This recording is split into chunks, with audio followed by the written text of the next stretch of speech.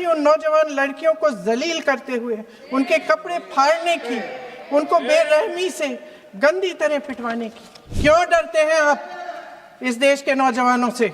पिछले दशक में 152 पेपर लीक हुए और एक गौमूत्र के विशेषज्ञ भी हैं। श्रीमती प्रियंका गांधी वाड्रा।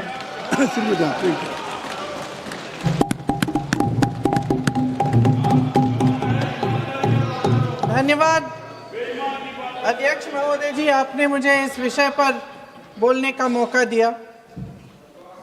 कुछ दिनों पहले हम राम मनोहर लोहिया अस्पताल गए थे। पुलिस लाठीचार्ज में घायल दिल्ली की उस छात्र की स्थिति जानने के लिए जो आईसीयू में अपनी जिंदगी की सबसे बड़ी लड़ाई लड़ रही है। हमसे कुछ ही समय पहले आदरणीय स्वास्थ्य मंत्री जी श्री जेपी नड्डा वहां गए थे और उनसे कुछ समय पहले अन्य नेता भी गए। जब तक हम वहां पहुंचे, उस लड़की की मां नेताओं के आने जाने से गुस्से में थी।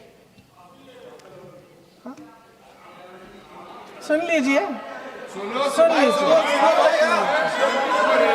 सुनिए, किसी की पीड़ा का मजाक नहीं उड़ाते।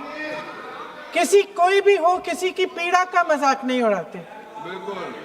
आप संसद में बैठे हैं, निशिकांत जी आप बना रहे हो। जब तक हम वहां पहुंचे, उस लड़की की मां नेताओं के आने जाने से गुस्से में थी। किस लिए आए हो? उसने आईसीयू के दरवाजे के बाहर खड़े होकर हमें पूछा। हमारे सामने कांपते हुए हाथ जोड़े कहने लगी कि धन्यवाद आप आए हैं, ठीक है, मगर मुझे किसी से नहीं मिलना, मुझे किसी से बात नहीं करनी। महोदय, उस मां की पीड़ा से उसका पूरा शरीर कांप रहा था, लेकिन उसने दृढ़ आवाज में कहा, सुबह से बड़े बड़े लोग यहां आ रहे हैं, एक के बाद एक वीडियो बना रहे हैं। वह भी आए जिन्होंने मेरी बेटी का ये हाल किया है। किस लिए? उसने हमसे पूछा। किस लिए? मेरी बेटी की बलि तो चढ़ गई है, लेकिन उसे कुछ भी हो जाए तो मैं उसके लिए अपने आप लड़ूंगी। मुझे किसी की मदद नहीं चाहिए, मैं अकेले लड़ लूंगी। महोदय, शायद मुझे यहाँ खड़े होकर सबके सामने ये बात नहीं कहनी चाहिए, मगर उस माँ की गुहार ने मुझे शर्मिंदा किया। उसके दिल के टूटने की वो आवाज़ जो अस्पताल की दीवारों से में गूंज रही थी, मेरे मन में अभी भी गूंज रही है। इसलिए उस माँ की इजाज़त लिए बिना मैं आपके द्वारा आदरणीय प्रधानमंत्री महोदय जी और आदरणीय गृह मंत्री महोदय जी से पूछना चाहती हूँ कि क्या ज़रूरत थी एक मासूम बच्ची पर इस तरह दमन करने की? क्या ज़रूरत थी उन छात्रों पर आंसू गैस चलवाने की, उन पर लाठियां बरसाने की, उन पर वाटर कैनन्स चलवाने की? क्या ज़रूरत थी उन नौजवान लड़कियों को जलील करते हुए, उनके कपड़े फाड़ने की, उनको बेरहमी से गंदी तरह पिटवाने की? देश के युवाओं पर पैलेट गन्स और AK-47 चलवाने की क्या आवश्यकता थी?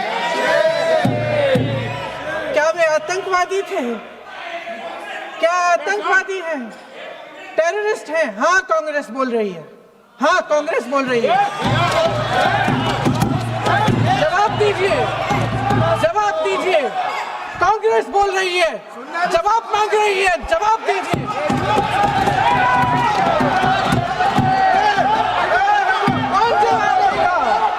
कौन जवाब देगा? गृह मंत्री जी जवाब देंगे। किसने ऑर्डर दिया? किसने ऑर्डर दिया पैलेट गन्स चलाने के लिए? किसने ऑर्डर दिया? आपके माध्यम से मैं पूछती हूँ अध्यक्ष महोदय, किसने ऑर्डर दिया? प्रधानमंत्री जी ने दिया? गृह मंत्री जी ने दिया? जवाब देंगे? पूरा देश पूछ रहा है, सिर्फ कांग्रेस पार्टी नहीं पूछ रही है, पूरा देश पूछ रहा है। अध्यक्ष महोदय, देश के माता पिता पूछ रहे हैं, छात्र पूछ रहे हैं, अध्यापक पूछ रहे हैं, पूरा देश आज ये पूछ रहा है। और आपकी जिम्मेदारी बनती है कि आप इस सवाल का जवाब दें। क्यों डरते हैं आप इस देश के नौजवानों से? क्यों डरते हैं आप इस देश की बुलंद आवाज से? और उस आवाज को दबाने का हक आपको किसने दिया है? महोदय, ये सदन यहाँ बैठे हुए सांसदों की जागीर नहीं है, ये इस देश की अमानत है। यहाँ बैठे हम सब इस देश की जनता, इस देश के युवाओं, बुजुर्गों, गरीबों, अमीरों और सब धर्मों, सब वर्गों के देशवासियों के सेवक हैं। हम उनके प्रतिनिधि हैं और ये सत्ता हमें उन्होंने ही दी है। इस देश का संविधान हमारी सर आंखों पे, इस देश का लोकतंत्र सर्वोपरि है। इसे ध्वस्त करना पाप है। यह करोड़ों जनता हमसे सिर्फ एक चीज मांगती है, जवाबदेही। इंग्लिश में इसे अकाउंटेबिलिटी कहते हैं।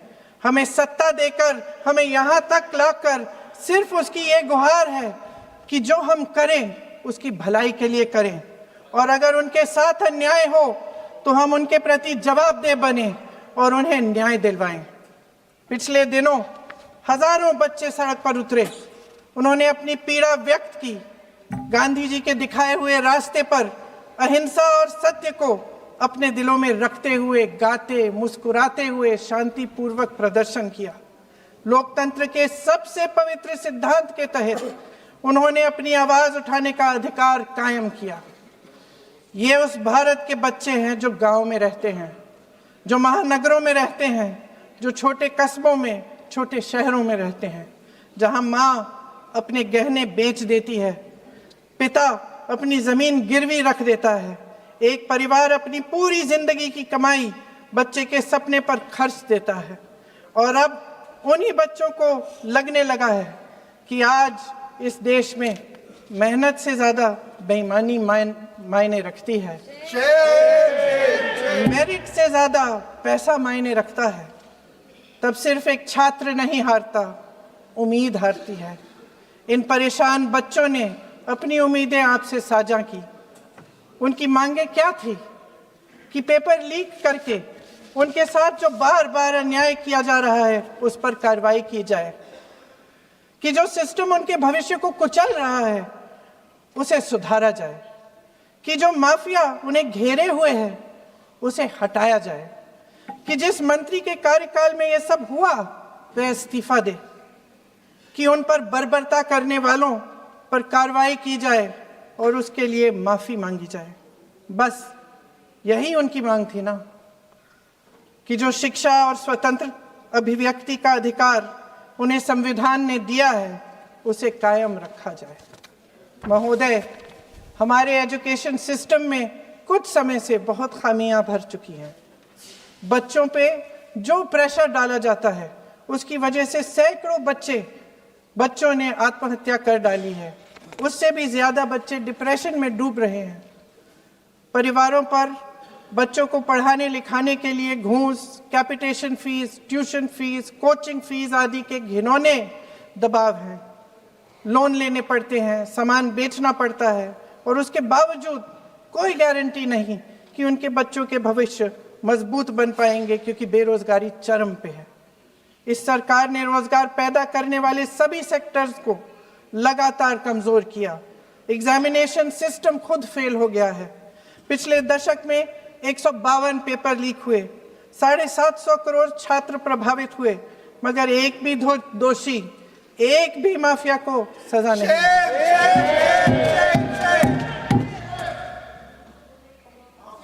हमारे एजुकेशन में आरएसएस के प्रचारकों को भर भर कर उसे खोखला बना दिया है।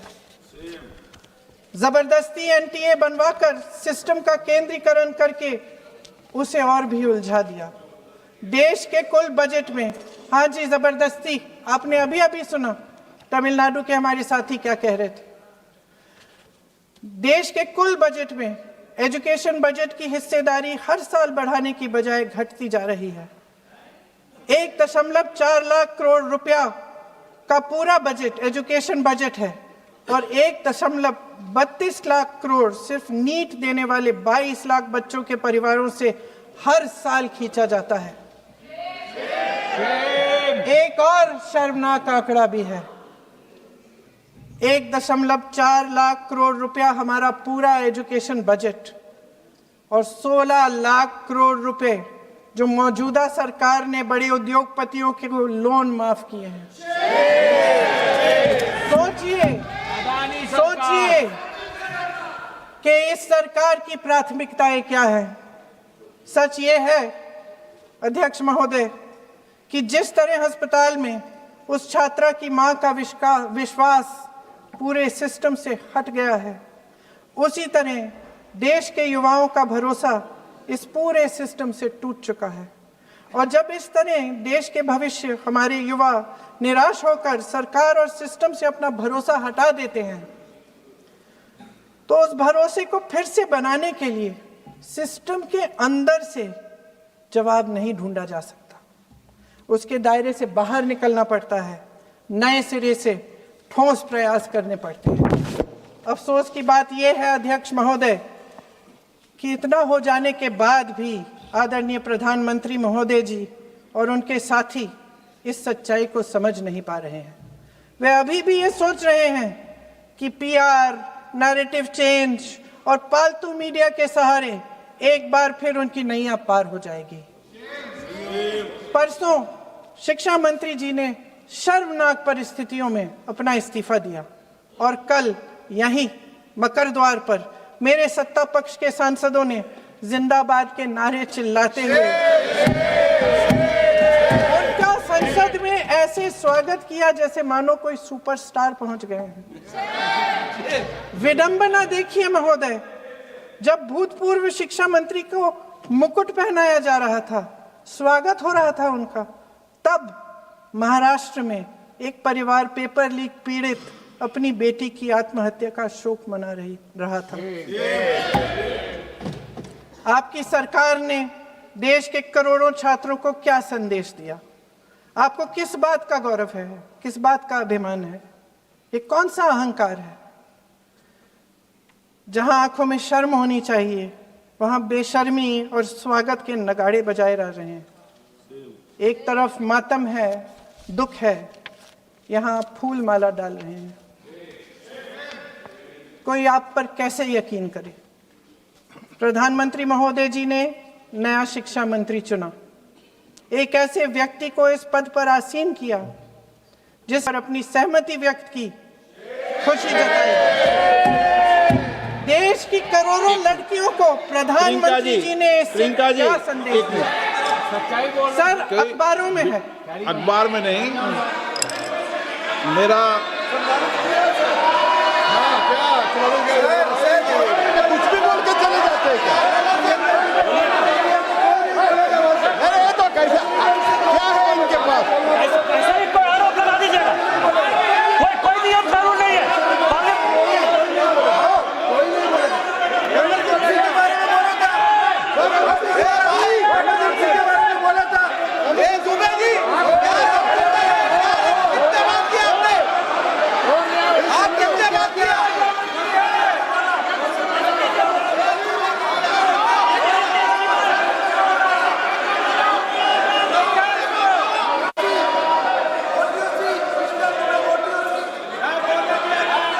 अध्यक्ष महोदय जी, जो श्रीमती प्रियंका वाड्रा गांधी जी बोल रही थी, तो बीच में उनके वहाँ से भी टोका टोकी पहले भी हुए, हमारे यहाँ से भी हुए थे। अभी हम लोग तो शांति से सुन रहे हैं, लेकिन जो अभी अभी हमारे वर्तमान नए शिक्षा मंत्री को जो उन्होंने टिप्पणी की, कैरेक्टर असैसिनेशन है एक तरीके से संसद में, और इस तरीके के भाषा हम उम्मीद नहीं करते हैं। मैं इसमें प्रहलाद जोशी जी ने भी खुद कहा है, एक तो उन्होंने प्रियंका जी ने जो गलत बात कही है रिकॉर्ड पे, उसको रिकॉर्ड से हटा दिया जाए। दूसरा इस तरह का भाषा का इस्तेमाल ना करें। आपने डिबेट से पहले आपने अपील किया कि संसद में डिबेट का स्तर को नहीं गिराने चाहिए। उनके पार्टी के वो सीनियर लीडर है, वो पहली बार चुन के आए हैं, मगर उनके पार्टी में सीनियर है। जिम्मेदारी के साथ बोलना चाहिए। अगर पूरा ऑथेंटिकेट नहीं कर सकते हैं तो मैं ये मानता हूं कि उनको क्षमा मांगना चाहिए सदन से।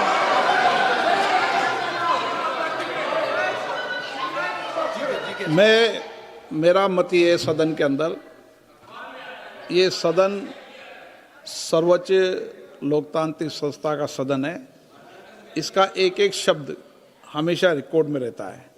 मैं माननीय सदस्य से आग्रह करूंगा कि बिना तथ्यों के हमें इस तरीके के सदन के पटल पर बात नहीं होनी चाहिए।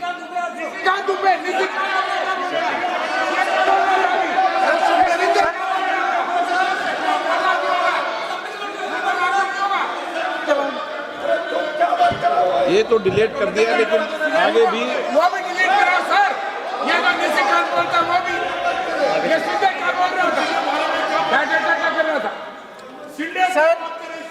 सर जो प्रहलाद जोशी जी ने बिल्किस बानो के बलात्कारियों की रिहाई पर जो बयान दिए, उसका प्रमाण मैं आपको दे दूंगी, मैं भेज दूंगी।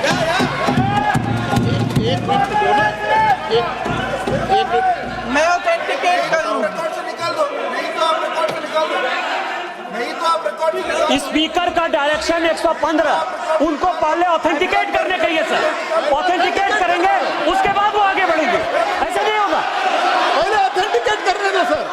उनको ऑथेंटिकेट करने के लिए कहिए, ऑथेंटिकेट करने कहिए उनको।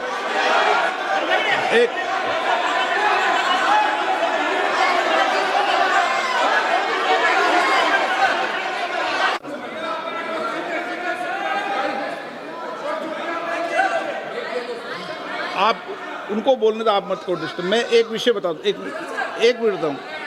नियम 353 के अंदर फिर मैं एक बार स्पष्ट कर दूं, किसी भी सदस्य द्वारा किसी भी व्यक्ति के विरुद्ध मानहानि या अभियोगात्मक प्रकृति का कोई आरोप नहीं लगाया जाएगा जब तक कि सदस्य ने अध्यक्ष और संबंधित मंत्री को पर्याप्त अग्रिम सूचना नहीं दे दी हो। यह व्यवस्था है।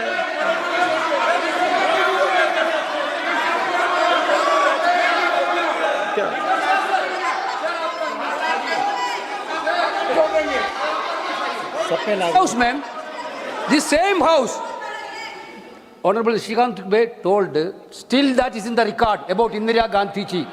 Still that is in the record. Still that is in the record. Sir, you are not removed, sir. बोलो, आप भी बोल लो।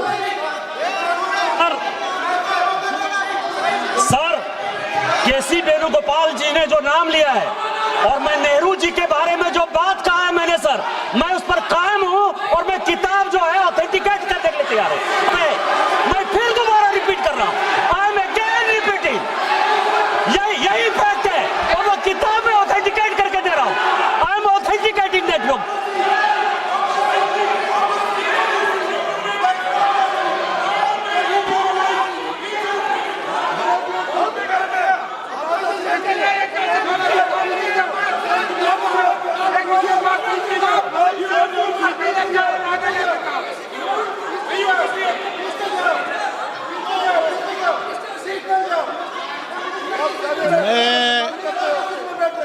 मैं जब आसन पर होता हूं, जो मैं व्यवस्था देता हूं, चाहे सत्ता पक्ष हो या प्रतिपक्ष हो, मैं समान व्यवस्था देता हूं। मैं जब आसन पर होता हूं,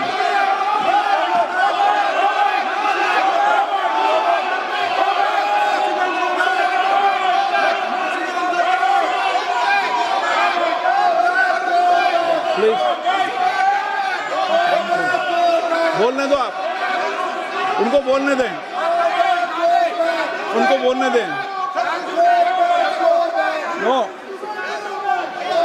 अरे आप उनको नहीं बोलने देना चाहते? चलिए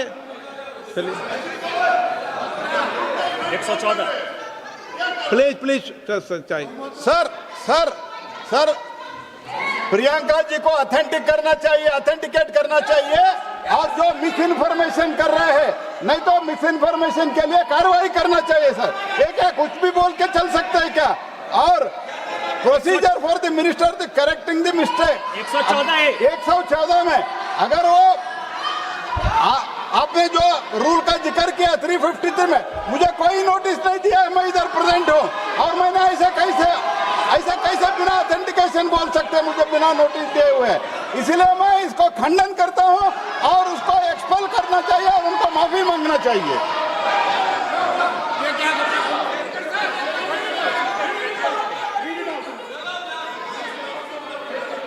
नहीं भैया ये चैप्टर आगे नहीं बढ़ेगा सर। बिल पे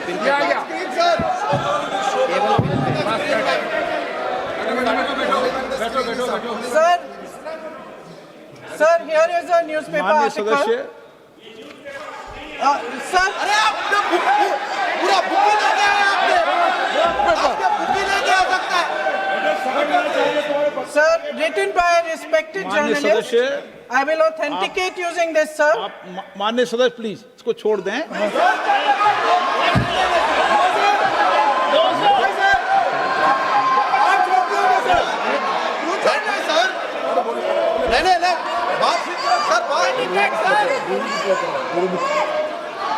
सर, अगर जोशी जी अपने बयान का इस खंडन कर विधेयक रहे पर ही हैं क्या? चर्चा होगी। आप इस बयान का खंडन कर रहे हैं क्या? नहीं, जोशी जी माननीय से पूछेगा। सदस्य, मैं आपसे फिर आग्रह कर रहा हूं, इस सदन में इस विधेयक पर ही चर्चा होगी। फिर भी नो, पंडित नारू गुप्ता ये विधेयक का विषय नहीं है।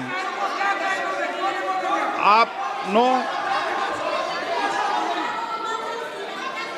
आप बोलो तो विधेयक पर बोलो, ये मेरी अपेक्षा आपसे।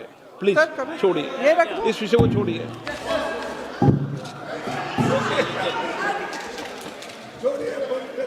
आज हम सदन पटल पर एक ऐसे विधेयक में संशोधन पर डिबेट कर रहे हैं जो 2024 में पारित हो चुका था और इसमें मुख्य संशोधन यही है कि पेपर लीक के अन्य अपराधों के लिए सजा बढ़ाई जाएगी। मगर जब से ये विधेयक पारित हुआ तब से अब तक इस सरकार ने एक भी अपराधी को सजा नहीं दी।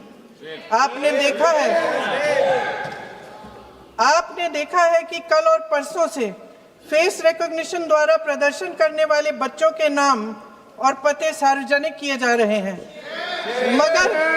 मगर यही काम पेपर लीक करने वाले अपराधियों के लिए अभी तक नहीं किया गया। ना इस विधेयक में पेपर लीक रोकने के कोई ठोस कदम है। इससे देश के युवाओं का भरोसा कैसे बनेगा? अध्यक्ष महोदय, आदरणीय प्रधानमंत्री महोदय जी को आपके माध्यम से मैं कहना चाहती हूं कि शायद उन्हें अपने सलाहकार बदलने चाहिए। वे असलियत से एकदम टूट चुके हैं। नई नई कमेटियां बनाने से काम नहीं चलेगा। उनका अध्यक्ष चाहे कोई भी हो। राधा कृष्ण कमेटी भी व्यवस्था में सुधार लाने के लिए बनी थी। आज तक उसकी एक सिफारिश लागू नहीं हुई है और इस नई कमेटी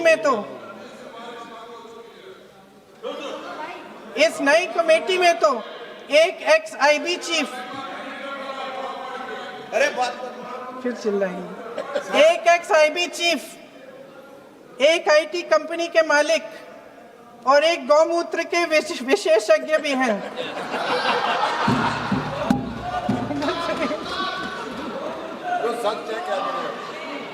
इन्हें शिक्षा के बारे में क्या पता जी? सर, सच है। आप आज मेरे से नाराज हो रहे हैं। बस मुस्कुरा लीजिए। वो आपने भी चुनाव लड़ा।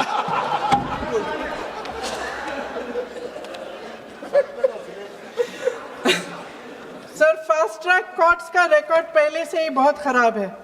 वैसे भी कल की सुनवाई में सीबीआई का वकील पेश ही नहीं हुआ। संसद में विपक्ष को दोषी ठहराने से, खोखले राजनीतिक खेल खेलने से काम नहीं चलेगा।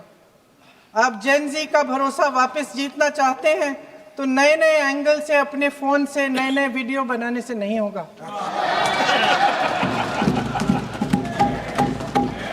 प्रधानमंत्री जी को कैमरे का एंगल नहीं, दिल का एंगल बदलना पड़ेगा। ये जेनरेशन जागरूक है, समझता है, झूठ पहचानने की उसकी अपार क्षमता है। इनका दिल और दिमाग जीतने के लिए आपको सच्चाई पर उतरना पड़ेगा। आपके शासन के चलते इस नौजवान पीढ़ी के साथ घोर अन्याय हुआ है, बर्बरता हुई है। इस सच्चाई को स्वीकार करिए अपनी जिम्मेदारी से पीछे हटने से काम नहीं चलेगा। आदरणीय प्रधानमंत्री महोदय जी, आपको जिम्मेदारी लेनी पड़ेगी, ठोस कदम उठाने पड़ेंगे। शिक्षा विशेषज्ञों को इकट्ठा कीजिए, छात्रों, अध्यापकों, सभी स्टेक होल्डर्स को साथ लेकर अन्य विचारधाराओं के थॉट लीडर्स के साथ गहरी चर्चाएं करवाकर एक नई शिक्षा प्रणाली तैयार कीजिए। मौजूदा नेशनल एजुकेशन पॉलिसी में 8 महीने तो एग्जाम चलते हैं, अध्यापकों को पढ़ाने का समय नहीं मिलता। सिर्फ आरएसएस के लोगों से भरने की बजाय सिस्टम को शिक्षित, एजुकेटेड, उन्नत और उदार दृष्टिकोण के लोगों से भी भरिए, जिनकी योग्यता सिर्फ उनकी विचारधारा न हो। रोजगार पैदा करने के सख्त कदम उठाइए, इस पर फोकस करिए। मेडिकल कॉलेजेस की संख्या बढ़ाइए, चिकित्सा शिक्षा का विस्तार कीजिए, ताकि ये बच्चे जो मेहनत कर कर के भी अपने भविष्य नहीं बना पा रहे हैं, एक उज्जवल भविष्य का सपना देख पाए। अध्यक्ष महोदय, छात्रों को सड़क से हटाया जा सकता है, लेकिन उनके सवालों को नहीं। हर लाठी जो किसी लड़की पर, किसी लड़के पर चली है, वे बच्चों की पीठ से ज्यादा सरकार की साख पर पड़ी है। देश के नौजवान न्याय मांग रहे हैं, भीख नहीं। वे यहां सरकार गिराने नहीं, अपना भरोसा बचाने के लिए आए थे। अध्यक्ष महोदय, आपके माध्यम से मैं सरकार को कहना चाहती हूं, अपनी साख बचाइए, अपनी नीयत ठीक करिए, अपनी अकड़ का इलाज कीजिए, अपने वादों पर अमल कीजिए। आपके शासन में हमने बड़ी बड़ी चोरियां देखी हैं। चुनाव में वोटों की चोरी, राम मंदिर में चंदा की चोरी, आपके उद्योगपति मित्रों द्वारा देश की संपत्ति की चोरी, किसानों की जमीन की चोरी, लेकिन सबसे बड़ी चोरी, हाँ ठीक है, सबसे बड़ी चोरी तब हुई। कहिए, बोलिए।